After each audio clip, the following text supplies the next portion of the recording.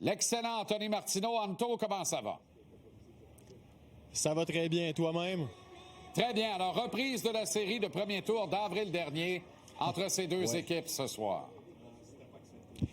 Et c'est intéressant, Jean-Charles, dans le contexte où on sait pertinemment que l'un des points centraux de la victoire des Capitals ou de la défaite des Canadiens, prenez ça comme vous le voulez, ça a été l'aspect physique, la robustesse des Capitals qui avait complètement écarté le Canadien de plusieurs situations qui auraient pu devenir payantes. Et c'est drôle parce qu'on vient tout juste de parler à Spencer Carbery, l'entraîneur des Capitals, et dit « Je pense que le Canadien est peut-être mieux outillé présentement qu'il ne l'était il y a quelques mois. » Et moi, j'entends Zachary Bolduc quand Spencer Carbery dit quelque chose comme ça. Et c'est drôle, mais on sait tous que Zachary a eu un parcours particulier jusqu'ici avec le Canadien. Marque 3 en 3 pour débuter l'année.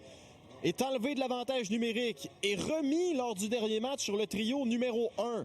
Alors, j'ai jasé un peu avec Zachary Bolduc ce matin à savoir comment mentalement il se sentait à quelques heures de sa première opportunité sur le trio numéro 1 avec Caulfield et Suzuki, mais également aussi à quel point avoir été retiré de l'avantage numérique, ça avait peut-être été difficile mentalement et le Québécois était assez honnête. On va aller écouter ça.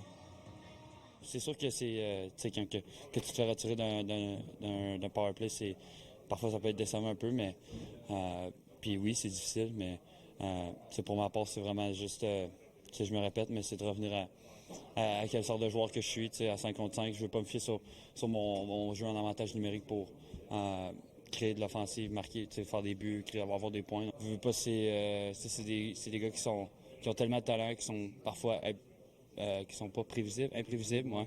Fait que c'est d'apprendre, c'est de communiquer. On a eu une bonne pratique hier, on a pu avoir des répétitions, on peut avoir un certain feel, si je peux dire, pour l'un envers l'autre.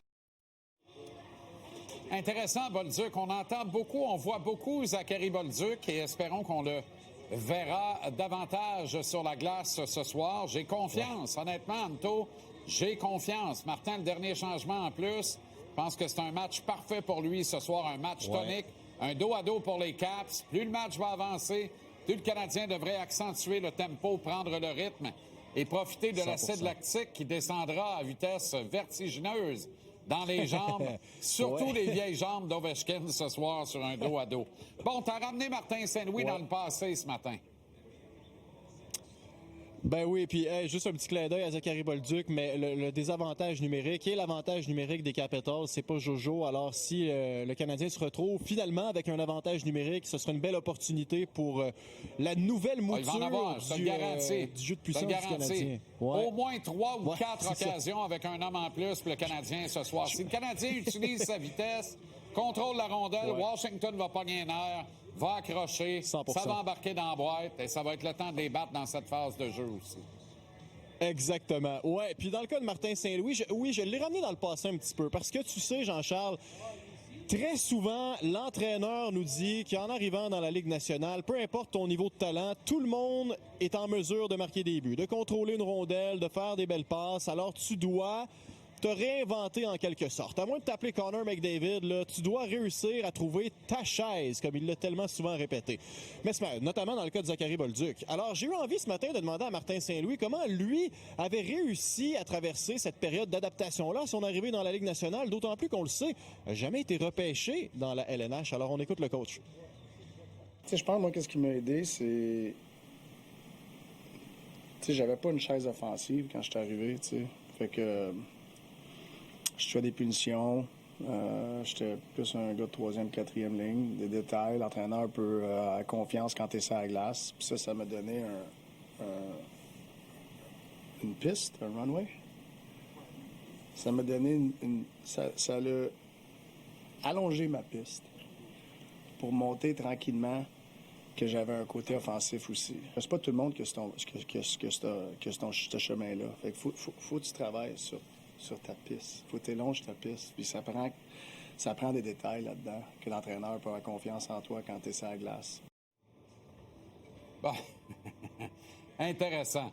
Alors, il n'y aura pas de Pierre-Luc Dubois ce soir. C'est une longue absence pour PL, là, malheureusement. Il y a du bon Hendrix Lapierre. On lui souhaite le meilleur, mais évidemment, on souhaite la victoire du Canadien d'un autre côté. Ultimement, ça demeure un duel contre le meilleur franc-tireur de l'histoire du hockey.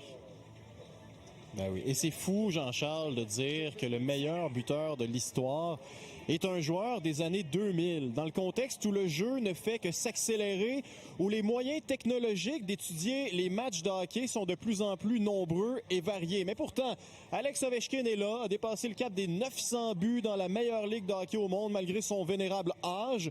Et il en compte 39 en 60 matchs en carrière contre le Canadien, 70 points, moyenne de 4 lancés et plus par match. Alors, j'en ai parlé un peu à Martin Saint-Louis. Comment, justement, il explique cette théorie-là selon laquelle Ovi est le meilleur buteur de l'histoire? Et Alex Carrier, comment on se prépare à affronter un gars comme ça? Sa longévité. Je pense que son lancer, puis comment que le power play a évolué dans ce temps-là aussi. Puis je donne tout le crédit. C'est beaucoup de buts. Je pense qu'au début de sa carrière, il utilisait beaucoup sa vitesse. C'était un genre de power forward qui était capable de déborder. C'est un gros bonhomme, tout ça. Là il s'est adapté d'une façon qu'il a vieilli, puis peut-être qu'il bouge pas autant qu'il bouge un peu moins bien qu'il le faisait exactement. Fait que, juste ça, c'est trouver ensuite, c'est trouver la place à sa patinoire pour que tes coéquipiers te trouvent là, pour les passes. OK, Anto, excellent travail. Bonne soirée et bon match, mon ami. Bon match à toi aussi. À demain.